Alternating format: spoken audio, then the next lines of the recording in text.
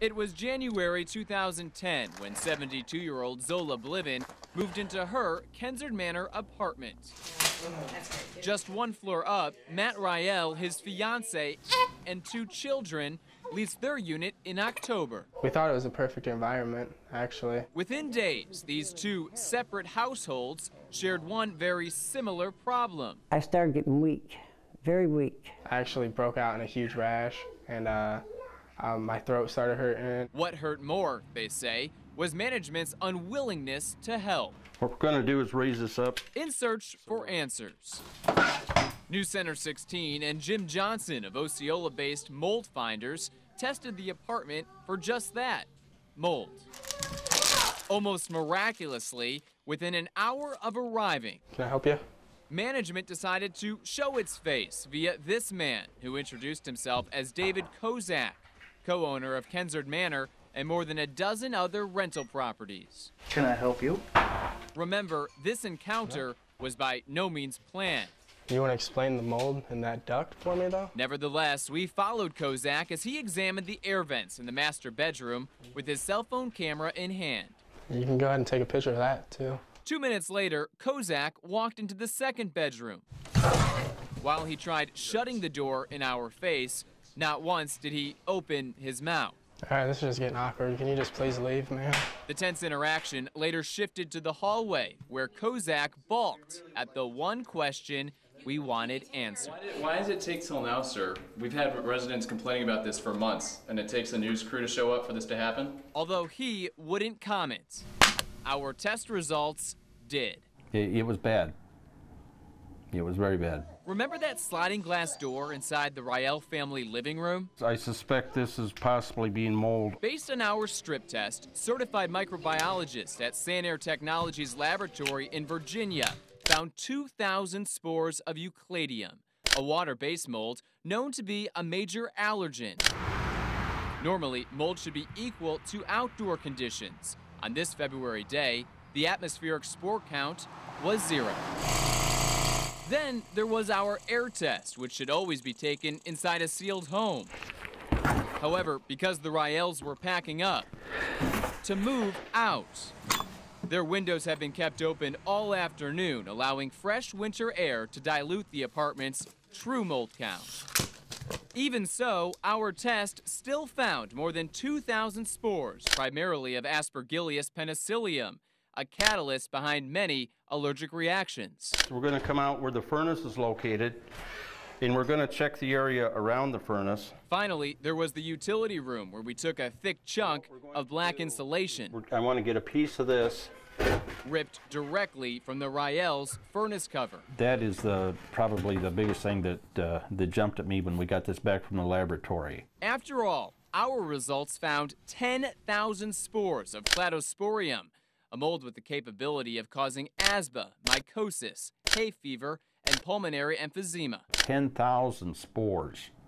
That is huge. Despite our findings, Kensard Manor management, which had its own tests performed, sent New Center 16 an email saying, quote, absolutely no level of toxic mold was found.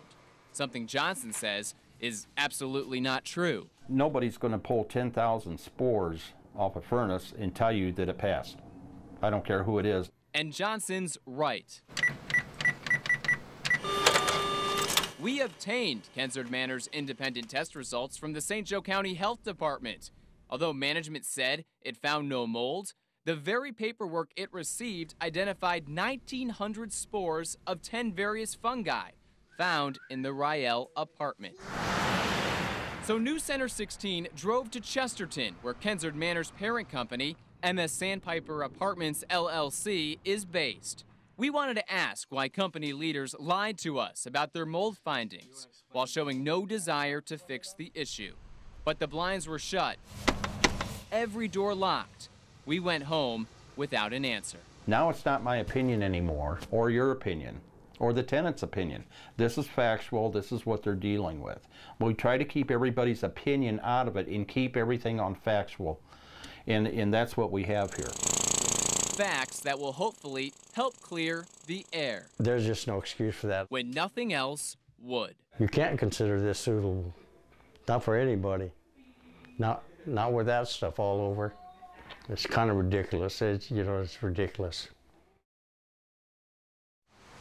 Stephen Hensch's faith shows on the outside. Would describe myself as a follower of Jesus. And from within. I've been born and raised in the church. For the last 15 years, he's made Christian art at home. Well, these are oil paintings. While teaching a secular form at school.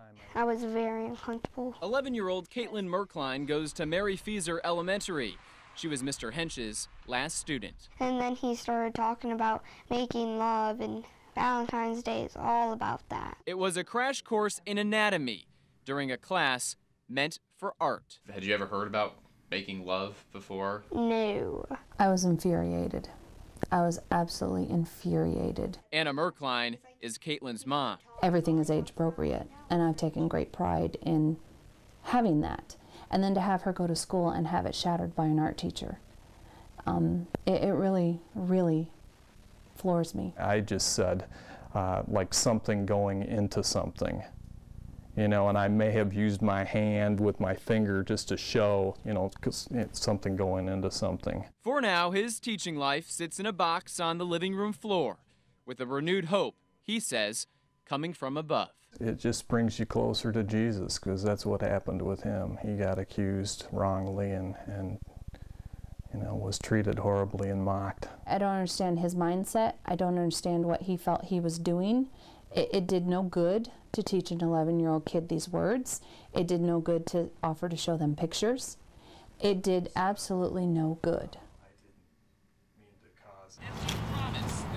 It was October 11th when our first story aired. A little angry and shocked. Angry Daily Grind customers. Yeah, I'm a little slow on getting the ramp. Fell at the footstep of a slow-moving. I'll be taking care of it, like I say, by the end of the week. Promise-making politician.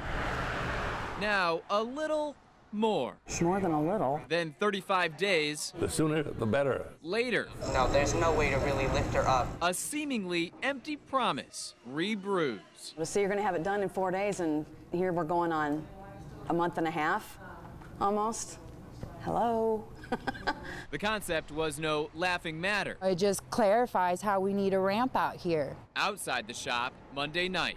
And we just seen her laying right here, face first on the ground, crying in pain. 80-year-old Cameo Victor, a regular at the grind, was walking down these two steps when the ticking time bomb blew. 911, where's your emergency?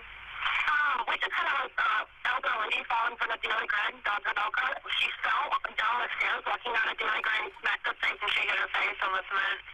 Yeah, and her forehead is bleeding. She's in a lot of pain right now. We have a pillow underneath her head. She has a blanket over her still. Okay, the ambulance is on the way for her. You just can't help but feel sad for somebody like that because, all they were doing was coming here to enjoy a cup of coffee and some food, and the next thing they know, they're going to the hospital.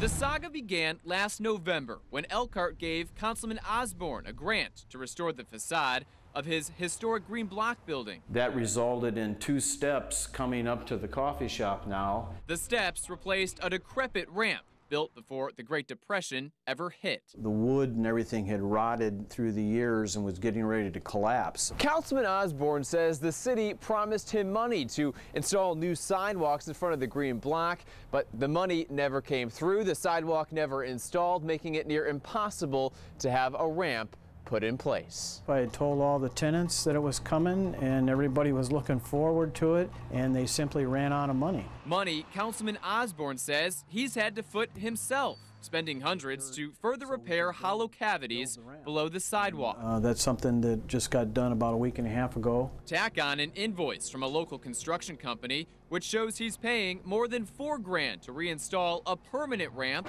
come December. I'm doing the best job I can do to get it done as fast as I can. And that leaves this temporary ramp. Councilman Osborne says he built for the time being.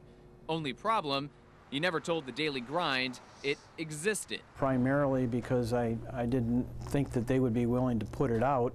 In hindsight, I probably should have at least told them I had it available. Customers say it's too little, too late. Pretty much, yeah. With an open-ended promise. It just blows my mind. Still short of stepping up safety. You know, that should not happen. It just should not happen. Next time your arrival at South Bend Regional has a nice, smooth landing. Weather changes, so does the friction. You have Sean Flanagan to thank. Yeah, they say we've got about the equivalent of clearing 47 highway miles.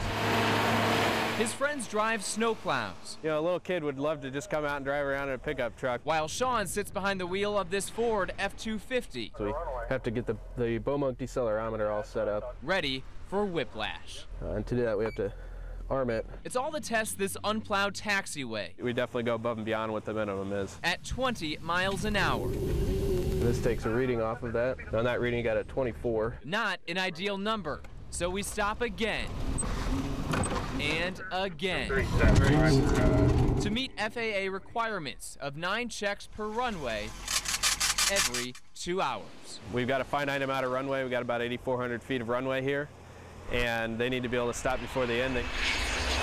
Before this jet landed at 120 miles an hour. 1836, holding short. Sean tested its runway too. Every single time we stopped on a dime. That scored us an 84, which is extraordinarily high. The stats are then sent to the tower, so the next flight knows what to expect when its wheels touch down. For 35 plus years, we haven't had to shut down the runway, so we stay open and other airports close.